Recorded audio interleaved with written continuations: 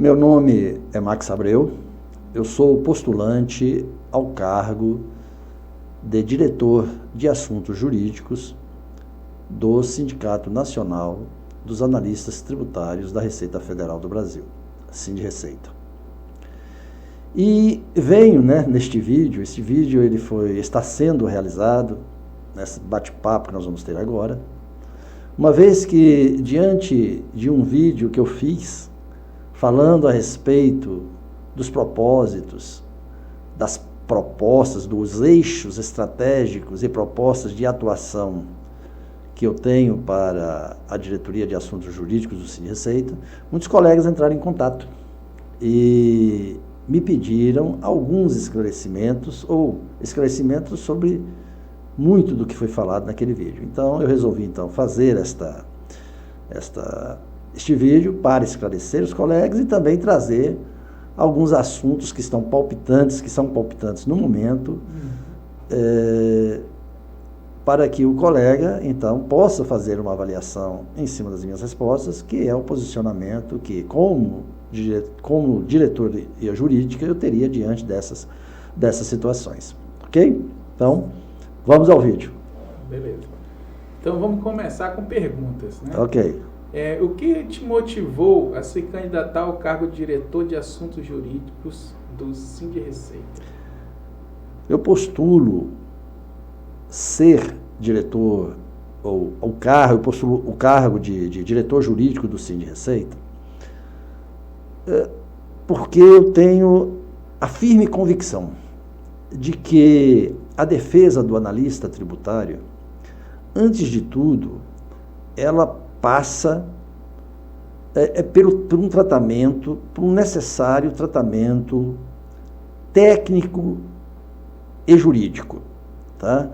Um tratamento técnico e jurídico que seja responsável e comprometido com os interesses do analista tributário. Tá?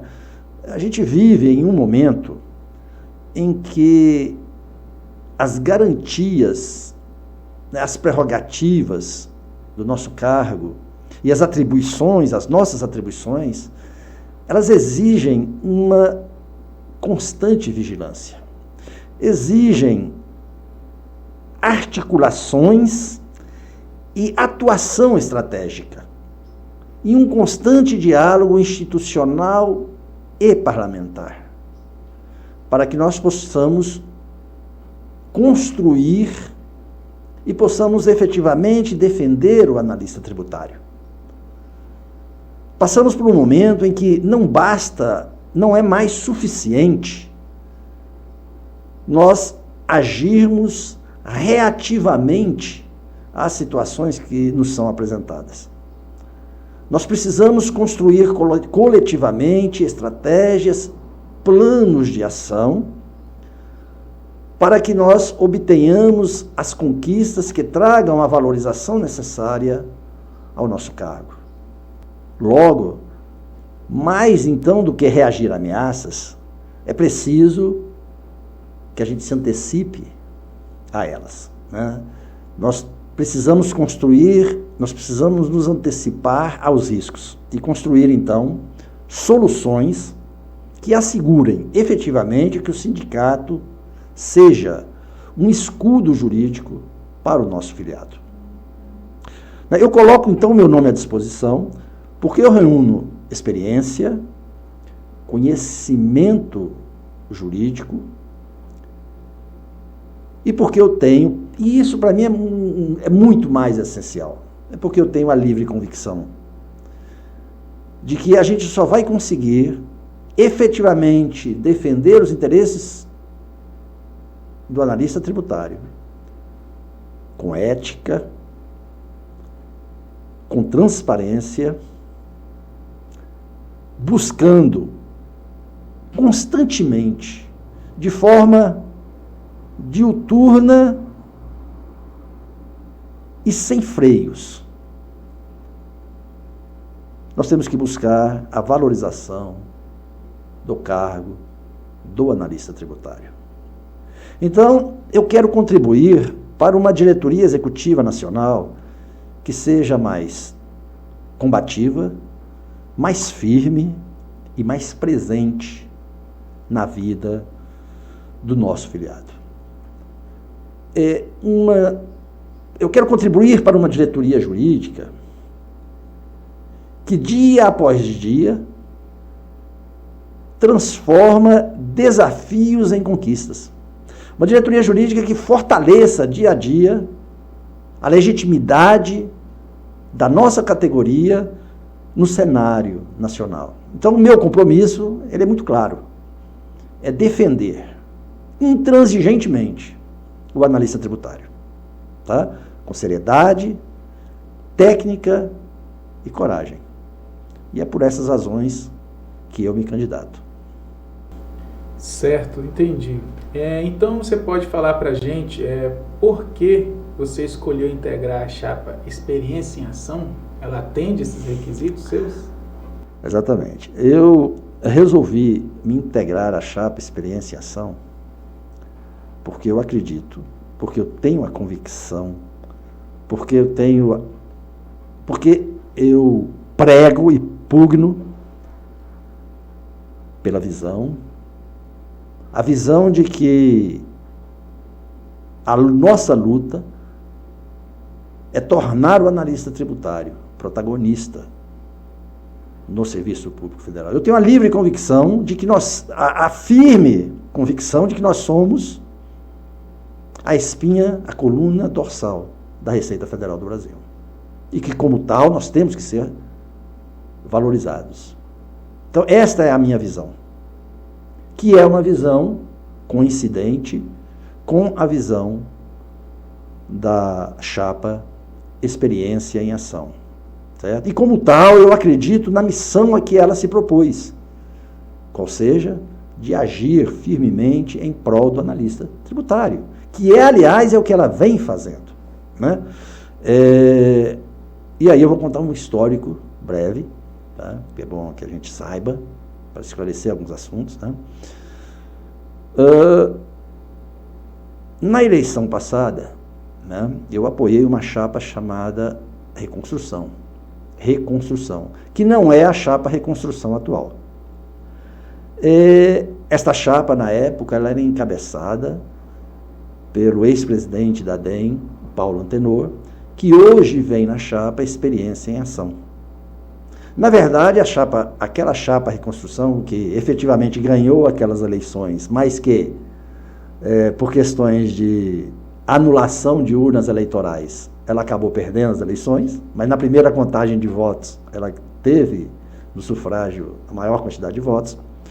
O fato é que o meu apoio sempre foi aquela chapa Reconstrução, e que, na minha visão, hoje é a atual chapa Experiência em Ação. Porque daquela chapa Reconstrução, alguns apoiadores hoje não a apoiam mais, mas aquela antiga chapa, hoje é a chapa Experiência em Ação, inclusive o Paulo Antenor, que veio como cabeça naquela chapa, hoje é o nosso diretor financeiro. E todos os apoiadores da antiga chapa Reconstrução, todos os apoiadores, a grande maioria dos apoiadores daquela chapa Reconstrução, hoje estão na Experiência em Ação. Então, essa comunhão de ideais, essa comunhão de visão, né, de missão que a gente acredita que a gente precisa ter no sindicato, ela não vem de hoje, ela vem lá de trás. Foi algo que vem, já vários apoios foram dados, e a coisa vem sendo, aos poucos, gestada, né? Então, isso não nasceu hoje. Então, isso é importante dizer, para esclarecer o porquê que hoje eu apoio a Experiência em Ação. Eu também sou DS, né, local aqui em Rondônia, e uma das minhas grandes características como DS, além da questão da capacidade técnica, é a minha lealdade. A minha lealdade não é lealdade canina, não é isso. Eu me vejo na condição de representante de uma base. A única coisa que eu estou fazendo como diretor jurídico é representando uma base maior, mas continuo na condição de representante, atuando numa área específica do Sind Receita. Certo? E esta mesma visão de representação, e por que é importante falar isso? Porque não é uma visão de centralização. Hoje, o que impera no sindicato é uma visão de centralização. Tipo, eu sou o sindicato, eu estou numa diretoria, portanto, eu centralizo todas as informações, até porque a descentralização significa perda de poder dentro do sindicato. A visão que eu tenho e a visão que a Chapa Experiência em Ação tem não é essa. Nós acreditamos e incentivamos a formação de comissões, até porque ninguém é dono da verdade. Como dirigentes sindicais, nós somos, volto a frisar, meros representantes. E como meros representantes, nós precisamos que a nossa base fale, construa junto com a gente. Então, nós somos favoráveis à formação de comissão, como, por exemplo, somos incondicionais apoiadores da atual comissão parlamentar. Como todo o nosso voto sempre foi favorável à criação, na época da comissão de mulheres, da criação dos aposentados. É só pesquisar nas atas, todos os nossos votos, o nosso voto sempre foi favorável à criação dessas comissões. Sempre fomos favoráveis. Fomos nós que propusemos, juntamente com a ADS Belém e a ADS Paraná, a criação de uma comissão para podermos estudar atribuições, né, criar uma comissão de especialistas, aliás, uma solução que nunca foi implementada, não obstante tenha sido deliberação de uma AGN. Então, assim, a nossa visão é que precisamos trabalhar sempre coletivamente. Precisamos levar adiante as nossas propostas, mas precisamos ouvir as nossas bases, não só no discurso, mas de uma maneira efetiva. Precisamos trazer a nossa base e ouvi-la, certo? E isto é que eu quero trazer para dentro da DAD. E me aliei à experienciação por causa disso. Porque a experiência em ação, é claro que a gente tem uma narrativa de construção. Mas muito mais do que isso. Nós temos ação. E eu acredito em ação. Eu não acredito só em discurso. Eu acho que o discurso, o debate, ele é necessário. Mas ele é necessário como uma base, como uma construção. Mas que se reverte em coisa nenhuma se não tiver ação correspondente. Não adianta eu ficar só no blá blá blá, só na conversa, só na balela. Não adianta fazer isso. Eu tenho que ter construção coletiva, ouvindo todos, e eu tenho que ter a correspondente ação. E uma ação que seja exatamente o resultado daquilo que se discutiu. E não eu incentivar, por exemplo, discussões, e na hora de agir, eu agir diferente. Ou pior ainda, eu incentivar discussões e ficar só nisso, e não agir de forma nenhuma. Só gerar debate. E o que eu vi dentro da Chapa Experiência em Ação, e o que eu encontrei na Chapa Experiência em Ação, foi justamente essa questão da ação. Por exemplo, desculpa me estender na resposta, nós tivemos agora o trabalho parlamentar do PLP 108, certo? Então, nesse trabalho parlamentar, a gente se deparou com um dilema. Qual seja?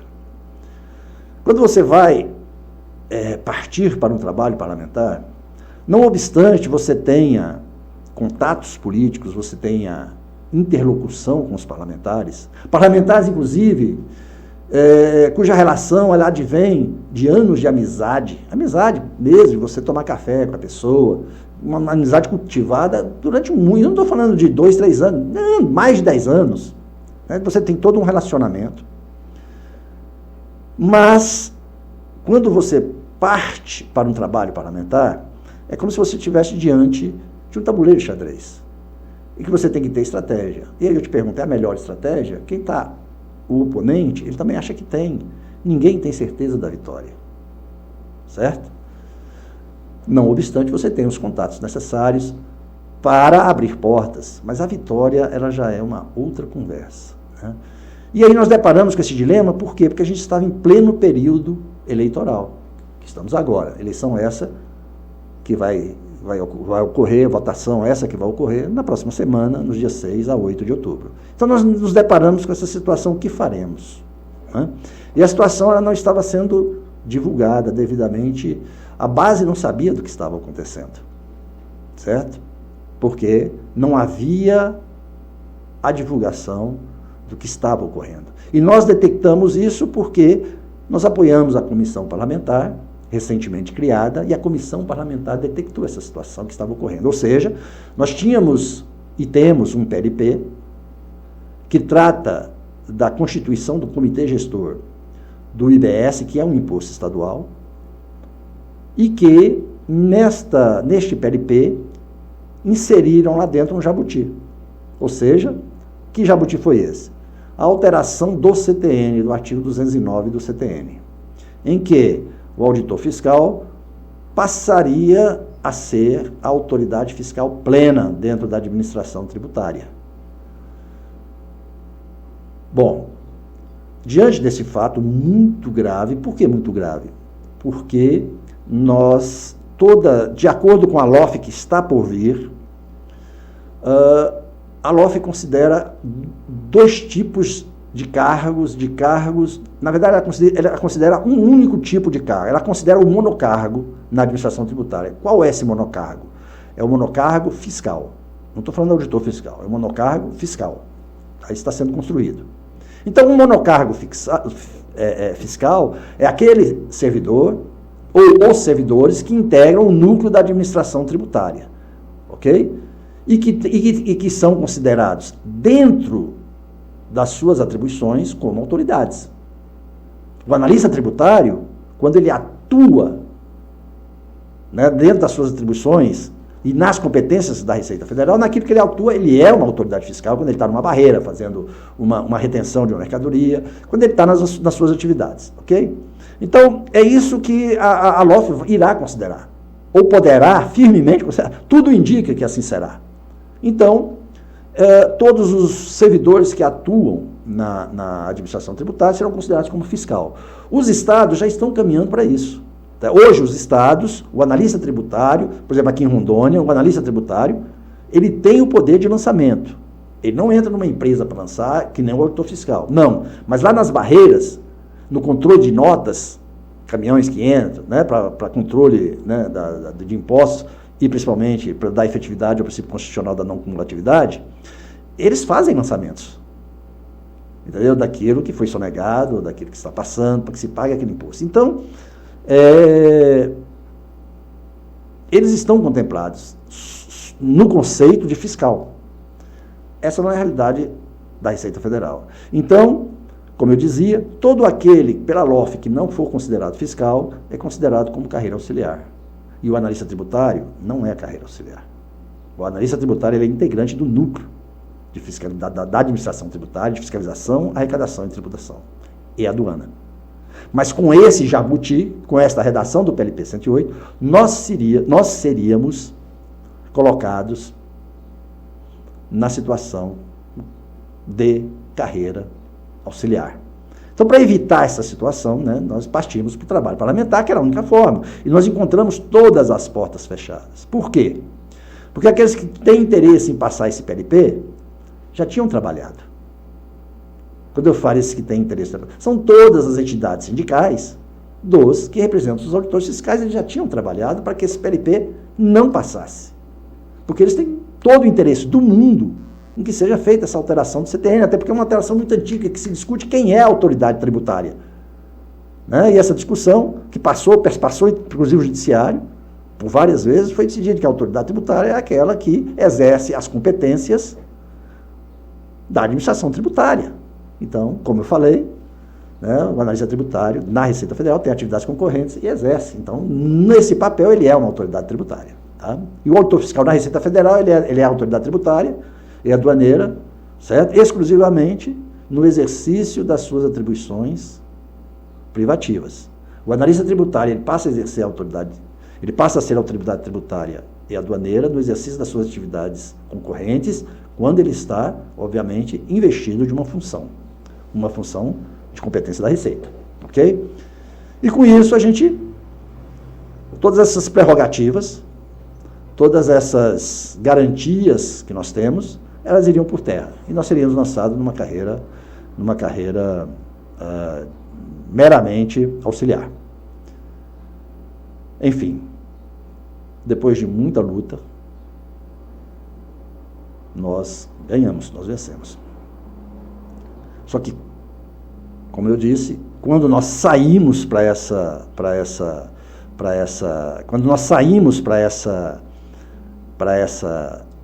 empreitada, né?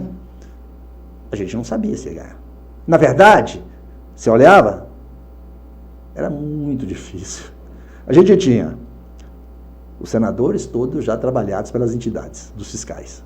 A gente tinha toda uma oposição externa, então, dentro do Congresso Nacional, no Senado Federal. A gente tinha oposição interna dentro da casa. Como a gente está num processo eleitoral, certo? Obviamente, as chapas concorrentes da chapa experienciação, elas não querem que a experienciação tenha qualquer protagonismo. E, obviamente, se a gente tivesse vitória nisso aí, a gente teria o protagonismo, e nem isso a gente teria. Por que não teria? Porque, no final das contas, entendeu? Esse protagonismo, ele é surrupiado, entendeu? Porque não tem jeito. Querendo ou não querendo, no final, quem vem tirar foto, quem vai se apresentar como o pai, como o grande, né? São outros colegas, tá? Que eu não vou entrar aqui nesse mérito. E que foi o que aconteceu realmente, tá? Mas o que acontece? Existia um fator, se a gente perdesse ali essa luta, se a gente tivesse perdido essa luta, sabe o que significava? Perda da eleição. Certo. E você acha que a gente não sentou para conversar sobre isso? Claro que a gente sentou. Escuta, nós vamos partir para essa luta. A gente detectou o problema, ok? Todo mundo está dizendo que o problema não existe, o problema existe, ok? Está todo mundo negando que esse problema existe, e a gente está dizendo que existe, certo? Ninguém quer ver. Uns com o discurso de quanto pior, melhor, certo? Depois lá na frente a gente vê o que faz, mas agora não, tomara que o barco afunda, porque depois lá na frente a gente dá um jeito de tirar o barco lá do fundo. Né? E outros com discurso de que não, eu não posso abrir essa... Primeiro, por um histórico posicionamento de centralização plena de tudo.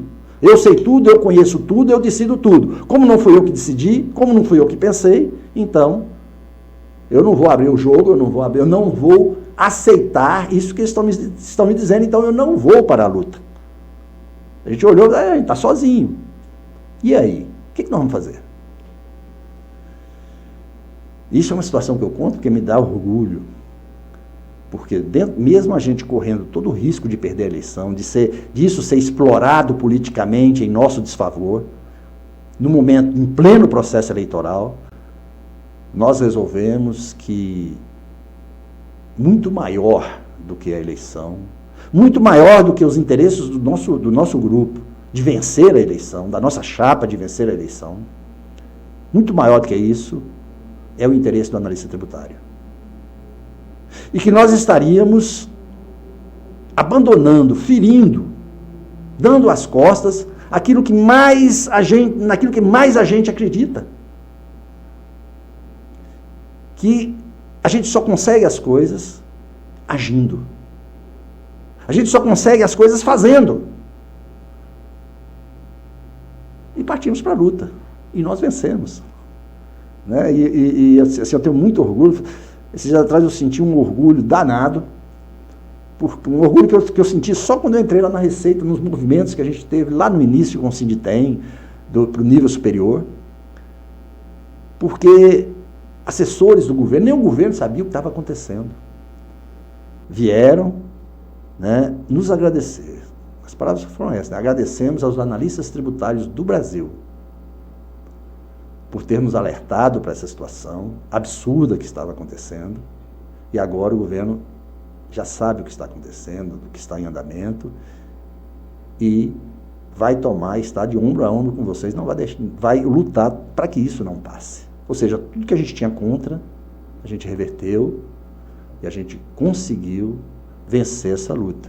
Claro que tem os seus méritos para a eleição, claro que isso traz repercussão para a eleição. Mas o que eu quero te dizer é que lá atrás, quando a gente começou a agir, a gente não agiu por causa de eleição.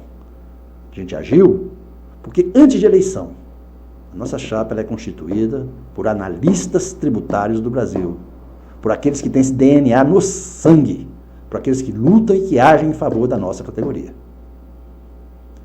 Eu respondi por que eu me aliei à chapa de experienciação? Quero desejar parabéns para você e sua equipe por essa conquista aí, né? Uma conquista muito boa mesmo para os analistas. Então, a pergunta que eu quero te fazer é a seguinte: quais os valores vão guiar a sua atuação à frente da Diretoria de Assuntos Jurídicos? Bom, obviamente, nós temos no nosso estatuto princípios, pressupostos que a gente deve seguir. E todos eles, obviamente, devem ser seguidos. A gente está falando de norma, que rege o Cindy Receita, e, obviamente, até pela minha formação jurídica, eu sou uma pessoa que cumpro normas, certo? Porque eu sei que o valor da norma, então a gente fala, a norma nos limita. É justamente esse limite que nos permite viver em sociedade e ter e poder exercer amplamente a democracia, certo? Mas vamos lá. Os valores que vão nortear todos as nossas decisões e os nossos atos, fora aqueles já previstos, ou até que já estejam previstos, mas que serão os norteadores, que darão norte a todas as nossas decisões dentro da DAGE, serão basicamente 4. Tá?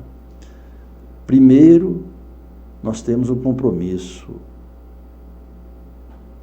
inarredável com a transparência. Em que sentido? Nós vamos tornar público todos os atos de gestão da Diretoria de Assuntos Jurídicos. Nós vamos disponibilizar, independentemente da prestação de contas, para o Conselho que fiscaliza as nossas contas, tá? Para a CFN. Independente dessa prestação de contas, nós vamos buscar disponibilizar mensalmente todos os gastos e despesas que ocorreram dentro da diretoria jurídica. Garanto que não teremos, dentro da diretoria jurídica, diárias corridas. Só vai receber diária na diretoria jurídica aquele que efetivamente trabalhou e se deslocou. Tá? Para receber diária tem que sair da sua residência, do seu domicílio, e ir para um outro lugar em que foi necessário, ali que a pessoa, a trabalho do Cindy Receita, a trabalho da DAGE, que ela estivesse naquele lugar, fora do seu domicílio, e a diária, então, serviu justamente para pagar as despesas com alimentação, com hospedagem. Certo? Então, ninguém na DAGE vai receber diária ficando em casa. Certo? Simplesmente porque se dispôs a trabalhar em prol do sindicato. Até porque nós somos favoráveis, como eu disse no começo, e fiz questão de dizer, porque eu sabia uma hora que a gente ia falar sobre isso, nós nos submetemos à lei. Né? E a lei define que a atividade do dirigente sindical ela é gratuita. Então, quando você vem, né, você se dispõe a fazer um trabalho desse, você não pode esperar remuneração. Agora, uma coisa é não esperar remuneração, ok, certo? Outra coisa, aí o pessoal fala, ninguém trabalha de graça, concorda? Ninguém trabalha de graça, certo? Desde que não há, é o que eu falo, o que é combinado não sai caro para ninguém, certo? E não é uma questão de trabalhar de graça. Sabe por quê? Porque quando a gente está trabalhando para o Cindy Receita, você está trabalhando para você mesmo. Eu estou trabalhando para mim mesmo. Porque eu estou trabalhando em prol do meu cargo, em prol da valorização do meu cargo. E quando a gente fala em valorização do cargo, inexoravelmente, ela está relacionada a um trabalho por melhor remuneração. A valorização implica nisso, ok? Então eu estou trabalhando em prol de mim mesmo, para uma futura melhoria da minha remuneração, certo? Então, na verdade, o que me é devido são diárias se eu me deslocar, se eu sair do meu endereço. Eu moro em Porto Velho, fui em Brasília, aí sim, certo? Preciso comer lá, né? E isso eu preciso de recursos para isso, o Cindy Receita tem que me fornecer esses recursos. Agora, eu ficando em casa, eu ganhando diária corrida, que é aquela diária que eu estou ganhando, isso não existe. Então, o que eu garanto é que não pagaremos diária corrida e faremos mensalmente uma prestação de contas explicando em que as diárias foram gastas. Tantas diárias, gasta com isso, com trabalho disso, fulano de tal recebeu. Não temos esse negócio de sigilo, de preservação disso. Não pode existir isso. Isso é balela, isso é, dentro da DAGE não vai existir. Outra coisa que nós vamos fazer, com certeza, tá? É a prestação de conta de todos os nossos contratos firmados com parceiros, com escritórios parceiros, ok? Vamos atrás do que já foi feito e dos futuros. Porque uma coisa que nós não acreditamos, tá? É nessa história de não se poder prestar conta dos contratos advocatícios firmados sob a alegação de que ela está coberta por uma cláusula de confidencialidade. Tá? Bom, então, cláusula de confidencialidade, ela serve sim, mas ela serve para acobertar algumas situações que visam proteger o analista tributário, para que determinadas situações contratuais não sejam objeto de utilização por outras entidades que sejam contrárias aos nossos interesses, ok? Mas divulgação de gastos e despesas, do que se está pagando para o escritório de advocacia contratado, isso é um direito, o filiado tem direito de saber isso, não tem conversa de cláusula de confidencialidade. E todos aqueles contratos que estão sob essa cláusula, certo? Nós vamos revisar, vamos chamar os parceiros e vamos tornar públicos. Todo filiado tem direito de saber o gasto que envolveu cada contrato. Então, princípio de transparência. Tá? O outro princípio é a eficiência, que está intimamente ligado ao que eu falei, mas sob um aspecto diferente. O que é eficiência? É você não ter dispersão desnecessária de recursos. É você usar o recurso com eficiência para que o filiado tenha o retorno que ele precisa ter. Tá? Então, é sob este aspecto que nós vamos nos pautar. Todos os nossos atos serão pautados, todo o nosso gasto de recurso será pautado para que nós tenhamos o melhor resultado, certo? E vamos prestar contas disso para o sindicato. Fizemos isso, o resultado foi esse. E vamos também prestar conta para o filiado quando nós fizermos algum investimento, ou quando nós fizermos algum gasto, e eventualmente aquele gasto ele não trouxe o resultado almejado. Mas o fato é que o filiado, ele não vai saber disso, ele vai participar das nossas decisões dentro da DAGE. Por quê? Porque o nosso próximo princípio, que nós vamos nos pautar nas nossas decisões, é a escuta ativa. É a busca da participação de todos os dirigentes sindicais, é o diálogo com os dirigentes sindicais e com as respectivas bases. Porque a gente fala, vamos ouvir a base, mas na hora de tomar decisão a gente não ouve. Que loucura é essa? Ah, não, mas porque eu estou ali na DAGE, eu estou ali numa diretoria executiva nacional para decidir. Não, você está numa diretoria nacional para representar. Quem decide é a base, quem tem que decidir é a base, a gente tem que ouvir a base. Eu concordo que algumas decisões precisam ser tomadas de uma maneira mais rápida, mas isso não importa, isso não retira o fato de que os colegas, os analistas tributários têm que ser ouvidos. Porque quem constrói o futuro do analista tributário não é a diretoria executiva nacional. Quem precisa construir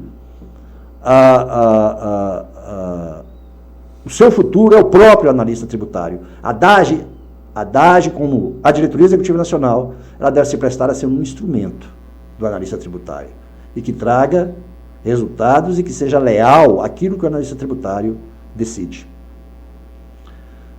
E por fim, não menos importante, um outro princípio que nós vamos nos pautar é a inovação. Tá?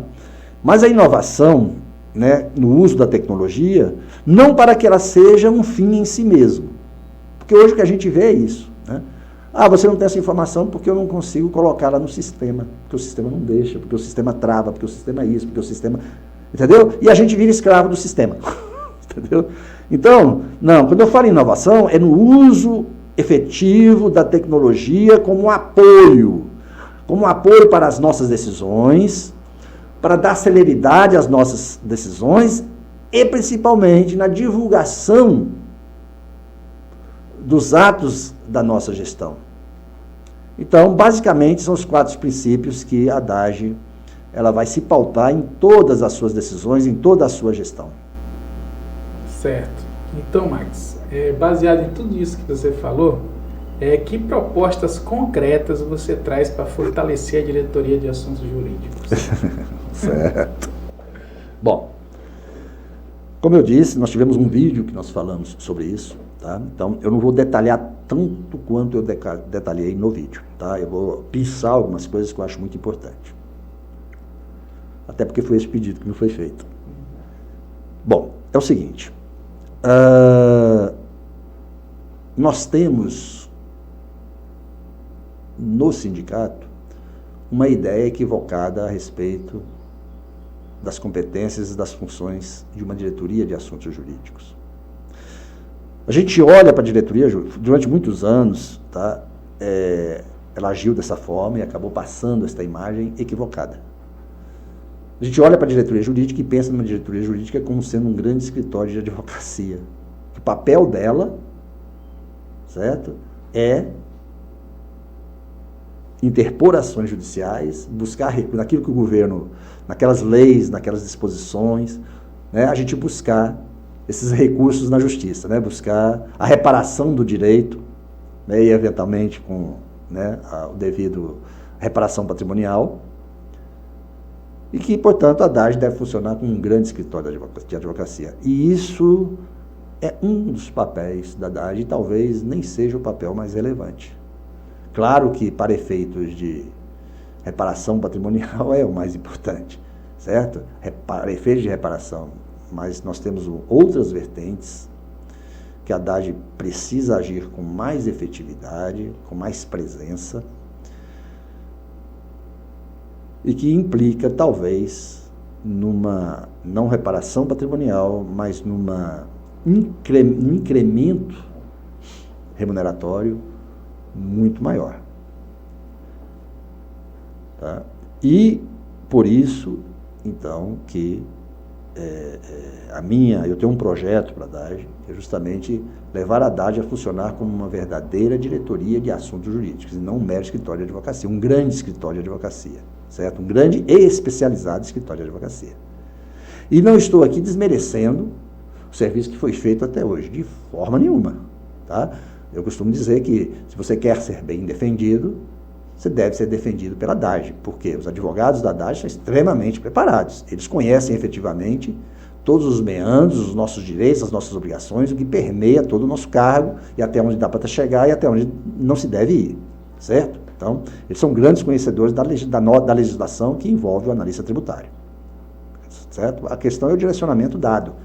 A gente precisa mudar um pouco, a gente precisa ampliar toda essa visão e a forma de atuação, né? Então, e eu acredito assim, a gente tem que se firmar, se direcionar, se desenvolver em eixos de atuação estratégica. Tá? Como eu disse, não dá para estar o tempo todo apagando incêndio, não dá o tempo todo trabalhando em cima de erros do governo. A gente tem que ter uma posição, a gente tem que ter eixos estratégicos de atuação. A gente tem que construir, certo? Então, diante disso, o meu primeiro eixo de atuação estratégica e de propostas é a defesa institucional e carreira. O que significa isso? Eu vou ser bem resumido. Significa você atuar efetivamente para consolidar entendimentos jurídicos, certo? Com parceiros. Você consolidar entendimentos jurídicos perante a sociedade brasileira. Como é que se faz isso?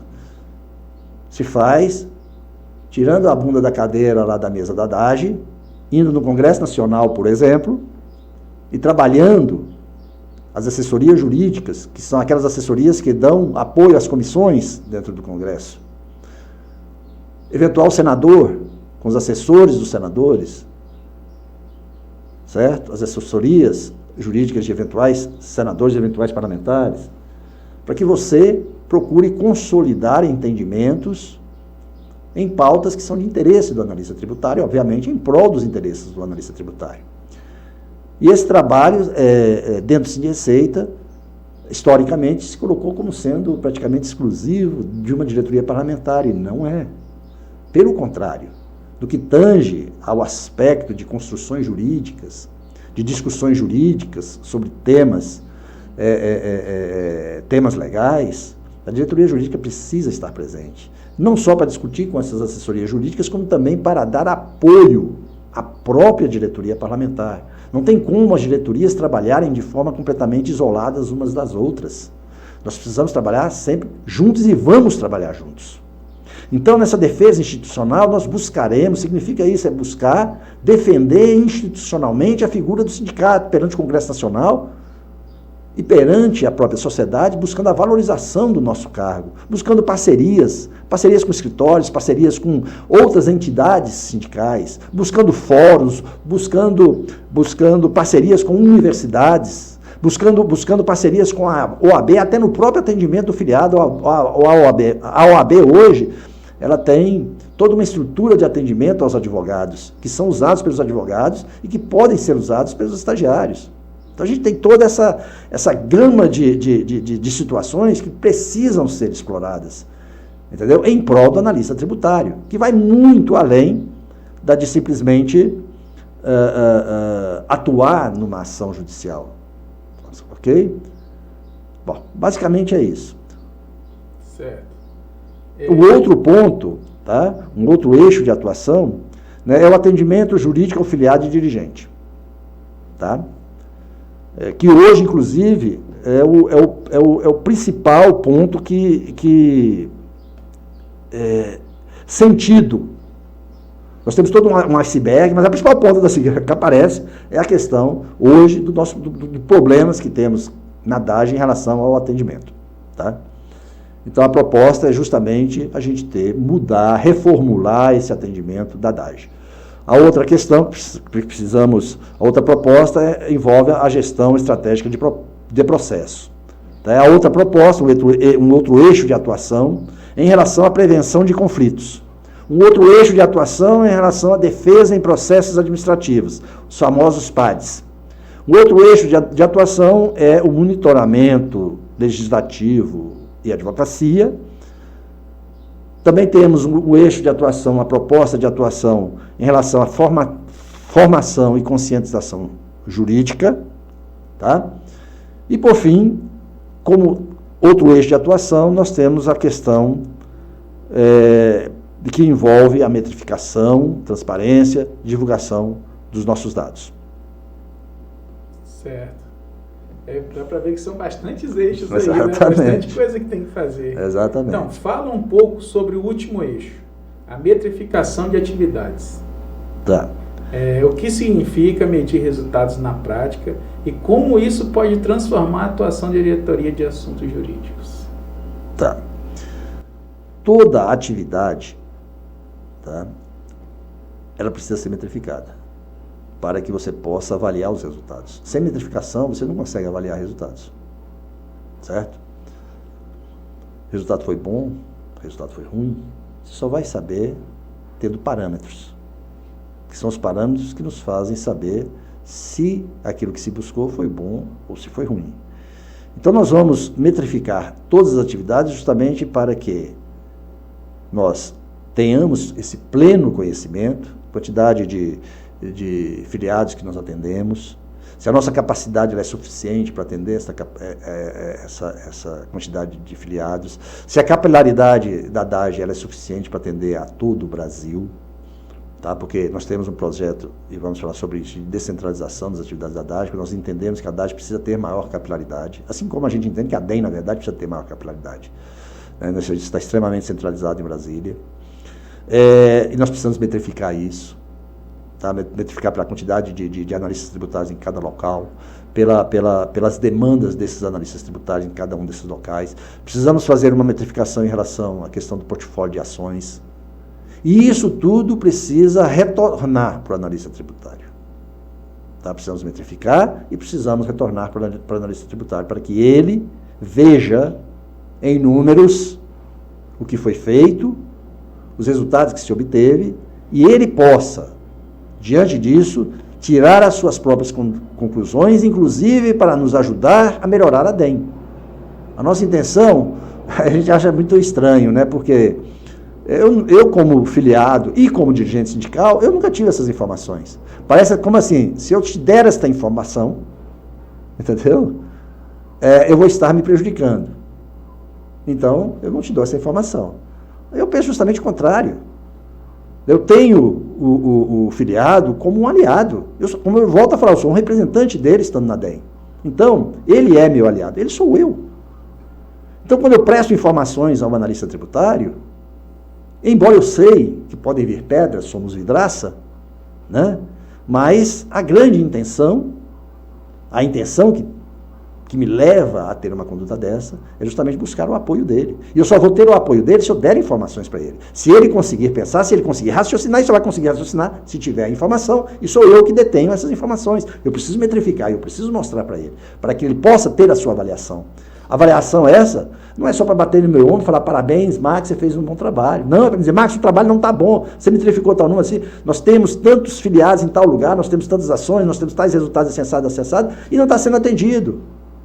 Entendeu? É para me ajudar, e para trazer soluções, para trazer sugestões. Isso é trabalho coletivo. Isso é transparência. Não se tem transparência se não houver metrificação. Não se tem efetividade de trabalho nenhum se não tiver metrificação. Certo. Concordo com você. Boa mesmo. Mas agora eu vou te fazer uma pergunta um pouco complicada e eu quero que você pense bem nela. Foram feitas várias mudanças significativas nos últimos anos. Mudanças, infelizmente, negativas. A maioria delas negativas, né? A de maior significado, salvo o melhor juízo, é a questão da sucumbência. Antes, os filiados nem se preocupavam com isso. Hoje, na prática, não se pode mais entrar com ação via sindicato, porque caso percamos a ação, o ônus da sucumbência cai sobre cada um de nós. Tínhamos um fundo exclusivamente para isso, que não existe mais. No meu entendimento, foi mais um caso de mau uso das verbas do sindicato. O que você tem a falar sobre isso? Para onde foram os recursos desse fundo? Sumiram? Tá. Essa é uma colocação de um colega nas redes sociais, e que é importante a gente falar sobre isso. Primeira coisa que é importante dizer, tá? O colega diz que não compensa entrar com ação pelo sindicato em razão da sucumbência. Não é isso? Tá. A sucumbência, ela é inerente à ação judicial. Quando você vai buscar, né, um direito na justiça, quando você vai buscar a tutela jurisdicional, você se coloca sob essa condição. Você pode ganhar ou perder a ação judicial, certo? E se você perde, você vai ser condenado no ônus da sucumbência. E isso independe se você vai entrar via sindicato, se você vai entrar sozinho. A sucumbência, ela faz parte do processo judicial. Quer dizer o quê? Quem perdeu, paga. É isso. Ok? Então, não é o sindicato, isso não é inerente ao sindicato. E nem o sindicato pode deixar de buscar o direito dos filiados que ele representa, certo? Porque existe a sucumbência. É a mesma coisa você falar, eu não vou para a justiça porque existe a sucumbência. Eu tenho o direito, mas eu não vou para a justiça porque existe a sucumbência. Certo? Agora, obviamente, essa questão de eu tenho direito é que é o grande problema. Porque quem vai decidir quem tem direito ou não é o juiz. Agora, como eu disse, nós temos que ter uma análise criteriosa de profissionais que realmente conheçam a matéria e estudam a matéria, para que esta análise ela seja a melhor possível. E, de preferência, a gente ter precedentes, a gente ter jurisprudência que apoie aquela ação, certo? Que nos dê uma garantia maior, uma certeza maior de ganho. Então, dizer simplesmente que não compensa porque tem sucumbência, isso não existe, né? Isso é uma informação, é uma colocação completamente indevida. Agora, existe um detalhe, a sucumbência ela é proporcional ao valor da causa. Então, quanto maior o valor da causa, maior é o valor da sucumbência. Mas maior financeiramente. Porque relativamente não é. Não é por quê? Vamos lá, vamos analisar bem.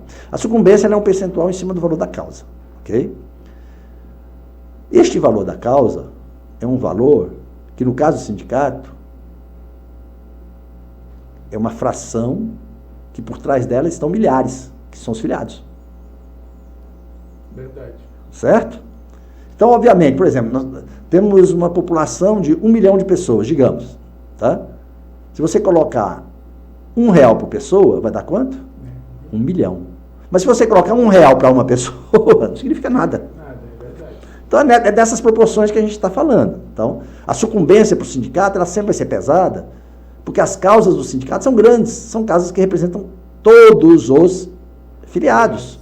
Então, e normalmente a sucumbência, você tem 2 momentos específicos da sucumbência, que vamos falar sobre isso, em que ela é imposta, e então os valores da sucumbência sempre serão muito altos. Embora, veja bem, seja um percentual, mas o juiz é quem decide. A sucumbência, ele tem parâmetros, ele tem limites. Limites como, por exemplo, ele vai olhar a eficiência como o advogado, né, agiu no processo, o zelo no cuidado daquele processo, os valores envolvidos. Né, tem lá os parâmetros que o Código de Processo Civil determina para ele, certo? Então, ele vai agir ali de acordo com isso. E a tendência do juiz é justamente nas causas muito grandes, dele impor uma sucumbência menor. E nas causas individuais, em que o valor é pequenininho, ele dá uma sucumbência máxima de 20%. Só que nas causas grandes, ele olha, 20% é muito dinheiro. Ele põe lá 5%, só que 5% em cima de milhões é um valor astronômico, do que 20% em cima de um valorzinho pequeno ali. É por isso que eu falo que, na verdade, quando a gente olha para uma ação dessa muito grande, a gente acha, que a sucumbência é enorme, aquela imensidão. Não é bem assim. Não é bem assim. Em termos financeiros, tá? Em termos, não é. Então, dizer que não vou entrar mais em ações sindicatas, não, isso é um erro crasso. Outra coisa, como eu falei inicialmente, o sindicato, pelo seu corpo de advogados, normalmente ele é o melhor órgão para se manifestar em juízo, para ir em juízo em favor dos seus filiados, porque ele conhece a matéria. Ele é o nosso órgão que nos representa. Os advogados estão lá, só trata de assunto de analista tributário. Então, ele é o melhor para entrar com isso. Claro que a gente tem outras situações que envolvem, né, o acesso ao judiciário, e por isso muitas vezes a gente tem que recorrer a escritórios parceiros. Nem sempre dá para ir para o sindicato, porque querendo ou não querendo, a gente, dentro do judiciário, a gente tem também a questão do reconhecimento de alguns escritórios de advocacia que têm acessos melhores, que têm condições de fazer com que o processo transcorra de uma maneira muito melhor. Né? E que são, pelo próprio reconhecimento e peso daquele escritório, a tendência de ganho que a gente tem é muito maior. Então, isso tudo é avaliado. Tá? Então, não dá para dizer que eu não vou, que é absurdo, que eu vou desistir de entrar pelo sindicato. Muito pelo contrário. A possibilidade de eu perder uma causa entrando sozinho é muito maior. Além disso, ainda tem um outro detalhe muito, muito ruim. O que é? Quem faz jurisprudência, o pessoal, não, quem faz jurisprudência é o judiciário. Não é, quem faz jurisprudência é o advogado. Por quê? Porque uma causa mal defendida, mal elaborada, vai gerar numa jurisprudência ruim, porque a decisão do juiz vai ser contrária aos nossos interesses. Aí quando vem um bom escritório, vem um sindicato e entra com a ação, ele já tem pressupostos, ele já tem precedentes, ele já tem uma jurisprudência contrária, e para reverter é muito mais difícil do que você formar a jurisprudência. É muito mais difícil você conseguir reverter uma jurisprudência que é desfavorável do que uma jurisprudência que é favorável. Então, dizer que foi a pergunta, e qual o restante da pergunta, fora essa que você me fez? Para onde foram esses recursos, né? Porque então, se tinha lá, para onde que foi? Beleza. Veja bem, quando a gente... E aí vem uma outra parte, né? E aí vou ter que falar sobre isso para que seja melhor entendido. A ação, ela tem 2 momentos. O primeiro momento da ação é onde se forma o título executivo, onde se obtém a sentença. Sentença essa que vai ser um título judicial que deverá ser executado, ou que deverá se transformar em precatório. Ok? Tá. Então, no primeiro momento, que a gente chama de fase de conhecimento, é a fase em que o juiz vai conhecer a matéria e vai proferir uma decisão reconhecendo ou não determinado direito. ou declarando, ou condenando, mas é um reconhecimento de direito, seja como for, ok? Então ele vai falar, olha, você tem direito a isso, ok? Tá. Em cima disso tem sucumbência, certo? Aí eu pergunto, o filiado paga essa sucumbência para o advogado? Deveria, no Sinde Receita não paga. Entendi. Ok? Não paga. E essa é uma diferença que tem do Sinde Receita para o Sindifisco. O Sindifisco, que é o Sindicato dos Auditores Fiscais, eles têm dinheiro. Então eles vão lá e pagam os honorários para o advogado na fase de conhecimento. Venceu a fase de conhecimento, advogado, está aqui o seu dinheiro, pouco. Se for feito, há de êxito. Sim. Lá no final da fase de conhecimento, eu quero receber. Tá bom, está aqui o seu dinheiro. Certo? Ou então, o que eles fazem?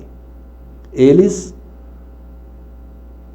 previamente conversam com a base, e a base já sabe que se aquela causa for exitosa, ela vai ter que arcar com aquele dinheiro. Vai ter uma taxa extra, vai ser chamada uma taxa extra para pagar aquela fase de conhecimento. O Sinde Receita não faz isso. Então, a maioria dos contratos de Receita são o quê? O advogado recebe lá no final do cumprimento de sentença. O que é a fase de cumprimento de sentença? Uma vez que ele obtém a sentença, quando eu falo sentença, entenda-se uma decisão judicial transitada em julgado, pode ser uma sentença, pode ser um acórdão, né? Então, é uma decisão judicial transitada em julgado. O que ele faz com essa decisão? Ele vai lá e busca o cumprimento dessa decisão, que a gente chamava antigamente de execução, processo de execução. Então, ele vai executar aquele título judicial, ok? Buscando receber, no momento em que ele busca receber esse dinheiro, certo? Tá. Então, ele entra com essa ação, e esta ação lá na frente também vai ter sucumbência. Ok? Normalmente, neste momento, nessa sucumbência, que abrange todo o processo, o advogado chega e, está aqui o contrato que eu fiz lá com o Sinde Receita, e eu quero receber minha parte. Porque ele trabalhou, ele tem direito. Entendi. Certo? Então, a gente tem que tomar muito cuidado quando a gente fala assim, eu queria seguir o mesmo passo do que outros órgãos, porque a situação do Sinde Receita é essa, a gente só recebe lá no final, a gente não recebe aqui na fase de conhecimento, a gente vai receber lá no final. Normalmente os contratos são assim, são ad êxito, recebendo lá no final. Tá? Então não dá para ter essa comparação, nós não temos dinheiro para bancar advogado, antes de efetivamente esse dinheiro ser recebido. Certo. Pelo filiado. Então, na verdade, é quando o filiado recebe, a parte do dinheiro que ele recebe vai para pagar o advogado, porque nós não temos dinheiro no caixa. Entendi. Tá, em relação ao fundo de sucumbência, o fundo de sucumbência é uma situação diferente disso aqui que eu expliquei. O fundo de sucumbência, o que aconteceu? Nós tivemos problemas com uma determinada ação. Esse problema foi, sim, gerado por culpa do sindicato. Na verdade, não foi por culpa do sindicato. Foi uma má gestão de contratação de um escritório de advocacia, mas o escritório que foi contratado pelo advogado, pelo sindicato, como eu disse, quem contrata é o sindicato, ok? E aí, esse advogado não patrocinou a causa como deveria, e se tinha uma forte perspectiva de que essas ações interpostas por perda de prazo e outras inúmeras situações, se perderia esta ação. Que todas essas ações o sindicato ia perder e ia gerar sucumbência. Sucumbência para quem? Sucumbência para o filiado. Ok? Então, o que se fez especificamente em relação a esta ação? Já sabendo que a gente iria perder. E que o filiado seria chamado para arcar com isso. Por uma culpa que não é dele, por uma culpa que foi do advogado contratado pelo sindicato. O que a gente fez? Bom, vamos constituir um fundo, verter parte, para onde nós vamos verter parte dos recursos do sindicato, para quando começar a pipocar essas condenações, o sindicato, em vez de deixar o filiado pagar, pega o dinheiro e paga. Então foi para isso que foi constituído esse fundo, especificamente para atender esta ação. Ok? Não foi para atender a toda e qualquer sucumbência. Como eu disse, a sucumbência é inerente ao processo. Tá? E se perder, você vai ter que pagar. Agora, se não houve erro, se não houve problemas de patrocínio, quem vai arcar com isso é o filiado. Porque, como eu disse, ninguém tem 100% de certeza que vai ganhar uma ação. Sempre é um risco de perda. certo? E vai gerar sucumbência. Perdeu, gerou sucumbência, quem paga é o filiado, certo? Só que nesta ação, a culpa, assim, não é que a culpa fosse do sindicato, mas indiretamente seria porque foi o sindicato que contratou aquele escritório. Então, se formou esse fundo. Só que nós tivemos um problema na DIN 4616. Todo mundo sabe disso. Então, o que nós fizemos? Nós decidimos, porque a DIN 4616 foi um problema sério que a gente passou no Supremo, e que praticamente nosso cargo iria deixar de existir como um cargo de nível superior. Então, nós precisávamos urgentemente contratar e pagar grandes bancas de advocacia para fazer frente a esse processo. Ok? Para reverter a situação que nós estávamos com um voto desfavorável do relator Gilmar Mendes. E a tendência, normalmente, que se sabe, é das câmaras, das turmas dos tribunais seguirem o relator. E ainda mais Gilmar Mendes, que é, né, considerado, o papa do direito constitucional e direito administrativo. Nós vamos perder. Né? Ou seja, toda uma luta de anos e anos para a gente ser reconhecido como carreira de nível superior iria por terra. E precisávamos de dinheiro. E naquele momento, como eu falei, nós não somos um sindicato rico. O que nós fizemos? No CNRE nós decidimos pegar todos os recursos, nós temos vários fundos justamente para atender situações não ordinárias ou então previstas, bom, o que vamos fazer? Vamos pegar todo o dinheiro que tem em todos os fundos, e foi o que nós fizemos, com a aprovação de todos os conselheiros do CNRE. Por quê? Entre acabar com a categoria, se acabar com a categoria, por que vai ficar aquele fundo? Não está mais nada. Entendeu? Então o principal é, vamos sobreviver, entendeu? Aquela história. Eu estou dentro da água, estou me afogando. Tá certo? Aí tem lá um pilar. Eu não vou botar o pé em cima do pilar, porque se eu botar o pé em cima do pilar, o pilar vai cair, mas só que se eu botar o pé em cima dele, ele vai me salvar de morrer. Então eu vou botar o pé em cima dele. E foi o que nós fizemos. Nós pegamos, lançamos mão dos recursos dos fundos para poder fazer frente às despesas com os escritórios de advocacia, a fim de poder recompor a fim de poder fazer frente a isso, e posteriormente a gente foi paulatinamente recompondo o fundo de sucumbência. No último CNRE em que as contas foram aprovadas, de acordo com o diretor financeiro da DEM, esse fundo de sucumbência já estaria praticamente integralmente reposto. Então, assim, o dinheiro não sumiu. Ok? A gente sabe que tem alguns problemas, a gente sabe disso, mas são problemas inerentes a uma questão de excesso de gastos com a DEM, cujas rendas ordinárias dela não estão sendo suficientes para bancar as despesas ordinárias. Mas isso é uma outra história. Okay? O fato é que o fundo de sucumbência foi reposto. E outra coisa que nós temos um grande problema e que precisa ser esclarecido, e que até hoje não foi, é justamente toda a ação judicial, inclusive as ações desse fundo, tá? Todas as ações judiciais e parte dos recursos que vêm para esse fundo, toda ação que o Sind Receita firma com o escritório parceiro, uma parte dos recursos, como eu falei, a sucumbência é devida quando você ganha e quando você perde. Como a gente ganha a maioria das ações, até porque isso é algo que deve ser reconhecido, nós temos um excelente escritório de advocacia na DAGE, né? Se pensa bem, se olha bem antes de entrar com uma ação, de maneira que dificilmente a gente perde uma ação dentro do Sind Receita. Os nossos advogados são excelentes. Esta ação que a gente ganha, a sucumbência, que a União é condenada, que a União tem que pagar, vem para pagar o advogado, e parte dessa sucumbência vem para o Sind Receita. E a gente está falando de milhões. Só que isso é uma caixa preta. Certo?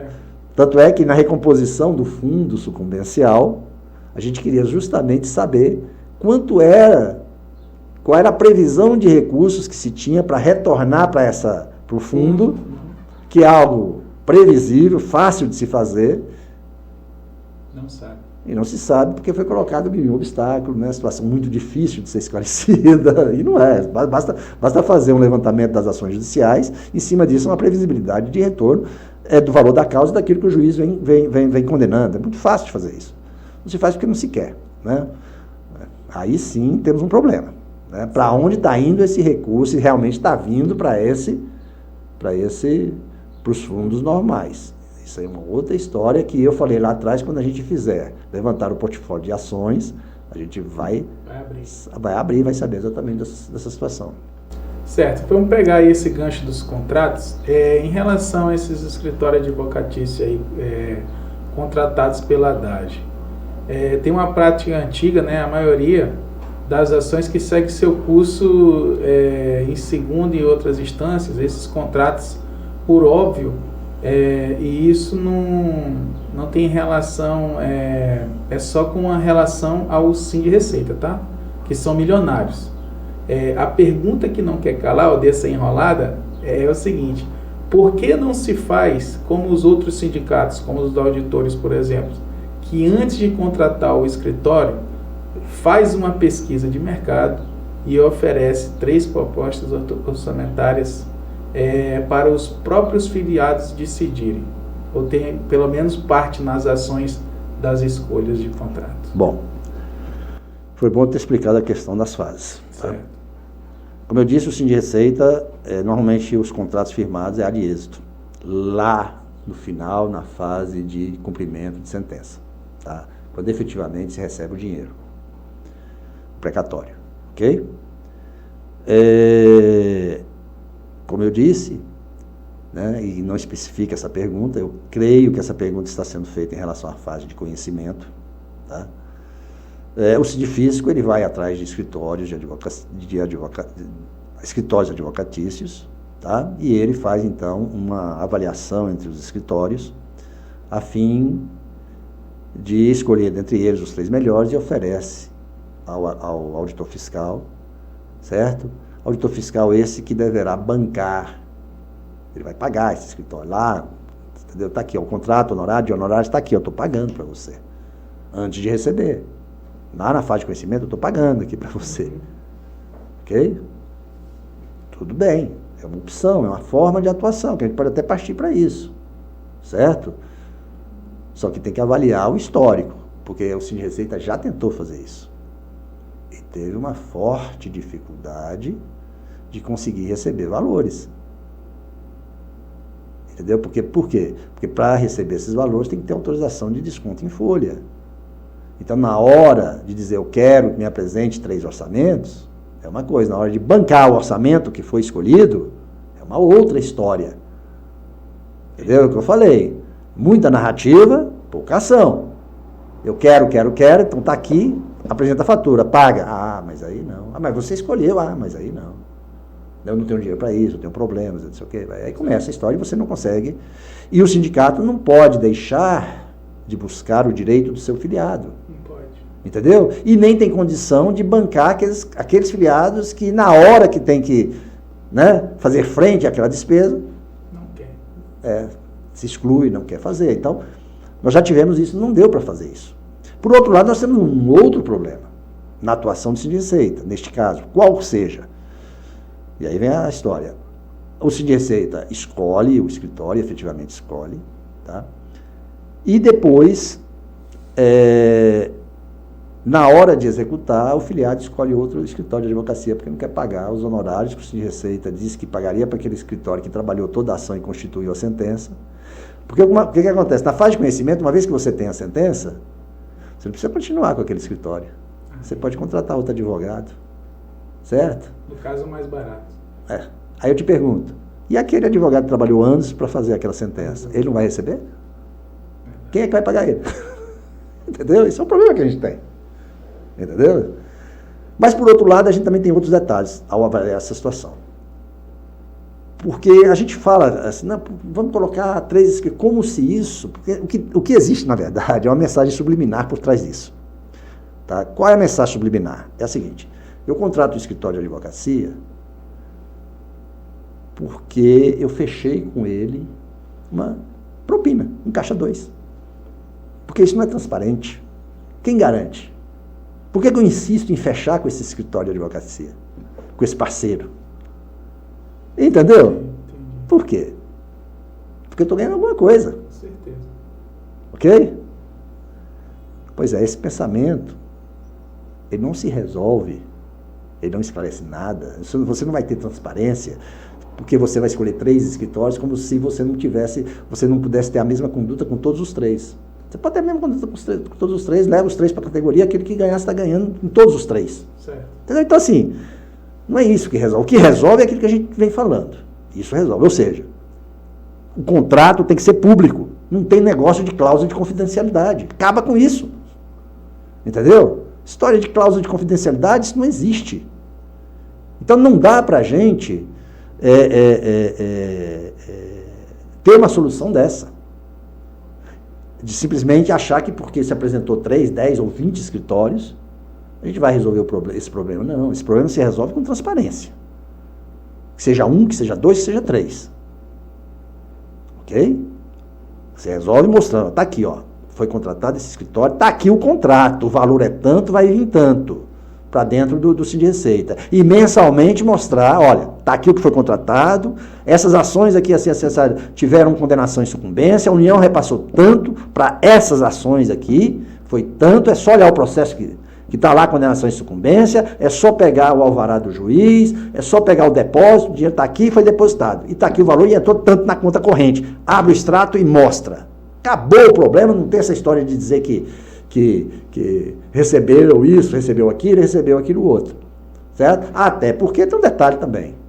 Né? Uma coisa que se pode fazer é que nunca ninguém vai perceber que o advogado simplesmente cobrar um valor um pouco maior e dividir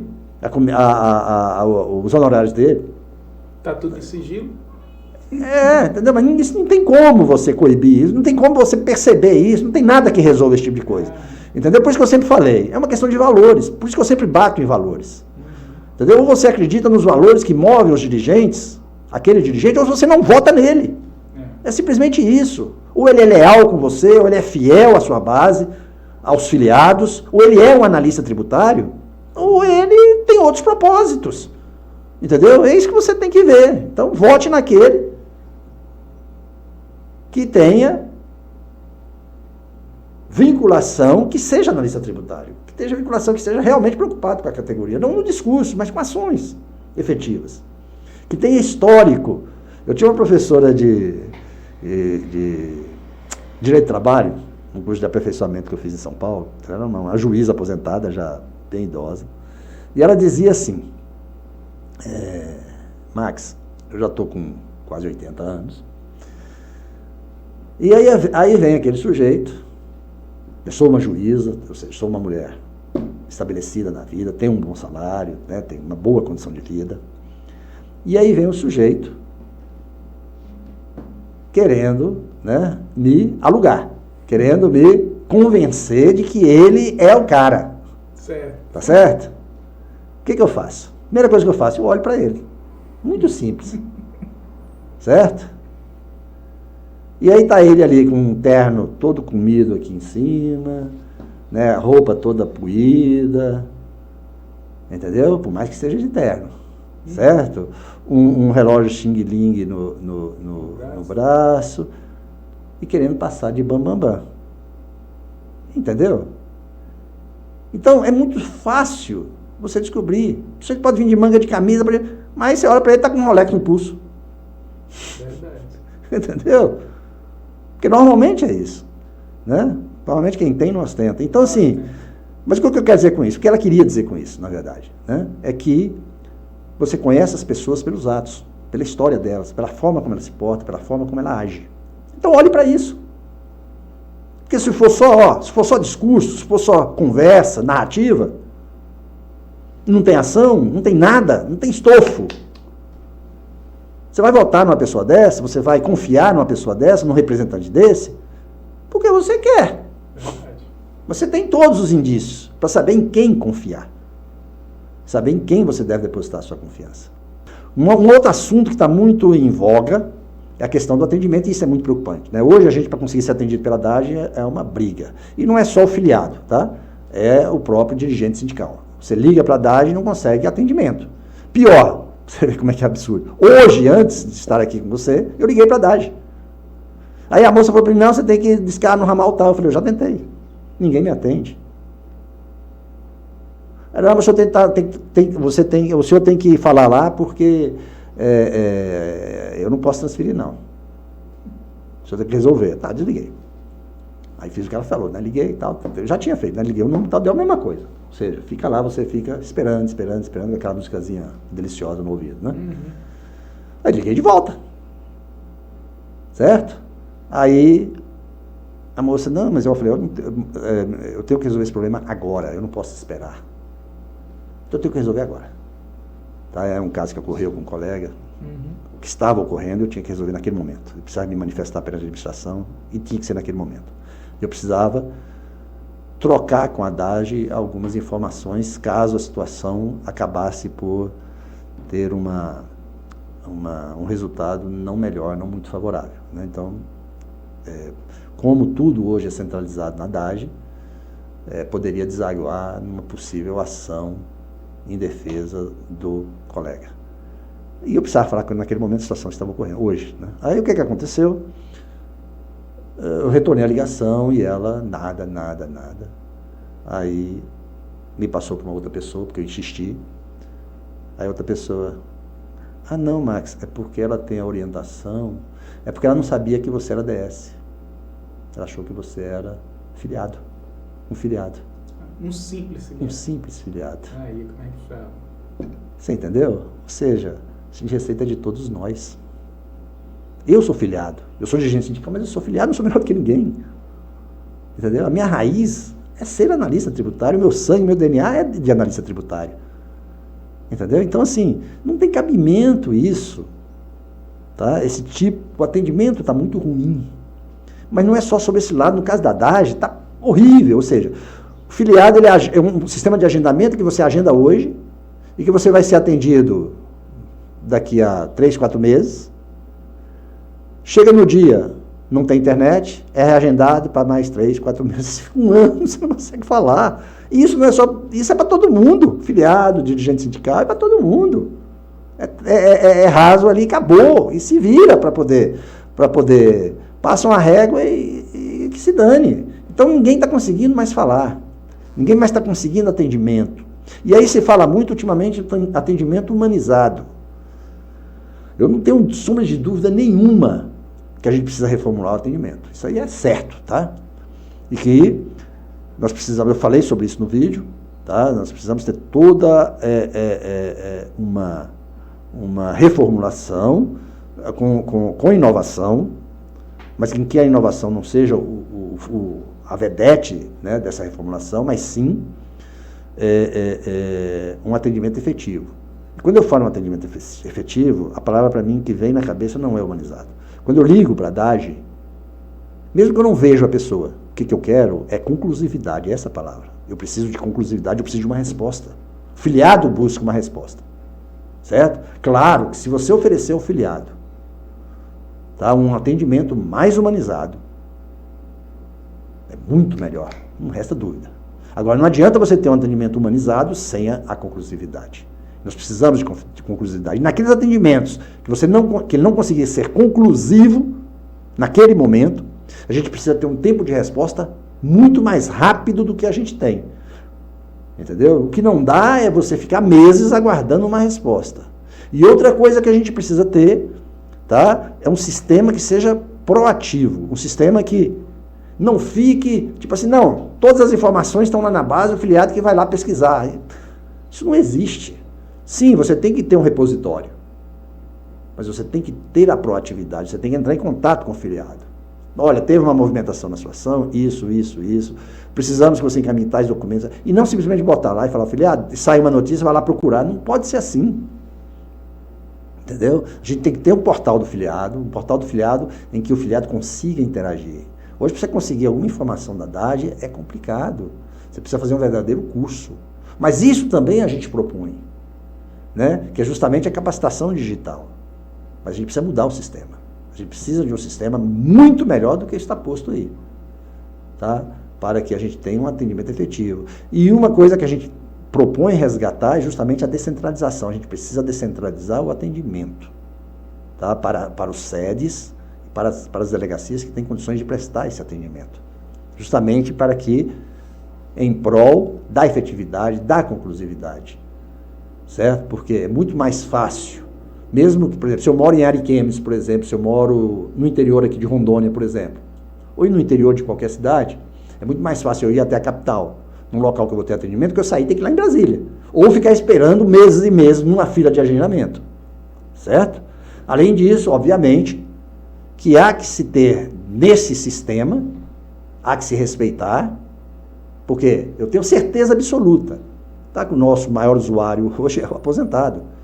Tá? Eu não estou falando, não estou defendendo o aposentado. Não é isso que eu estou fazendo aqui, não. Eu sou aposentado, mas não é isso que eu estou fazendo. A DAGE ela deve atender a todo mundo, a todos nós. Mas a gente tem que respeitar as prioridades de lei. E o aposentado é aquele que tem prioridade de lei. Ele precisa ter prioridade no atendimento dele. Entendeu? E a gente precisa respeitar isso. E não é aquele negócio de botar uma fila para atender aposentado. Você viu quando você está no banco? É uma fila para atender aposentado, não é? Com um caixa, não é? E 10 caixas, 20 caixas para atender o resto. Aí você olha para o lado, você aposentado, olha para o lado, está andando, a sua está parada porque só tem um caixa te atendendo. Não é realmente dar efetividade. A gente precisa da conclusividade do atendimento. É isso. Então, Thales, eu acho que falei muito, né? Falou. Bastante tempo. Não falei para variar tudo que eu queria falar, mas eu quero dizer o seguinte: estou à disposição de todos os colegas, tá bom? O meu e-mail, né? Vai ficar no card, os meus contatos, né? Certo. E é só entrar em contato. Talvez eu não consiga atender naquele momento, mas pode ficar tranquilo que eu vou te dar um retorno. Tá? Eu vou falar com você. Tá? Eu faço questão de atender o filiado. Aí, quando for diretor, e espero que a nossa categoria nos eleja, tá certo? O meu telefone vai estar à disposição. Tá? É só ligar. Para mim, como diretor jurídico, que eu vou atender o meu filiado. O meu filiado não. O filiado do Sim de Receita. O filiado da DAGE. Porque tem um detalhe. Eu trabalho para o filiado. E ao mesmo tempo eu sou o filiado. Isso é. Entendeu? E eu não sou dono de nada, o dono é o filiado. Verdade. Meu cliente é o filiado. Certo? É ele que eu tenho que atender. E tem que atender bem. E tem que propiciar um bom atendimento. Eu não sou ninguém. É isso. Então, beleza, Max. Obrigado. Chegamos aí, todas as perguntas respondidas. E obrigado aí pela sua presença. Ok, Tarso.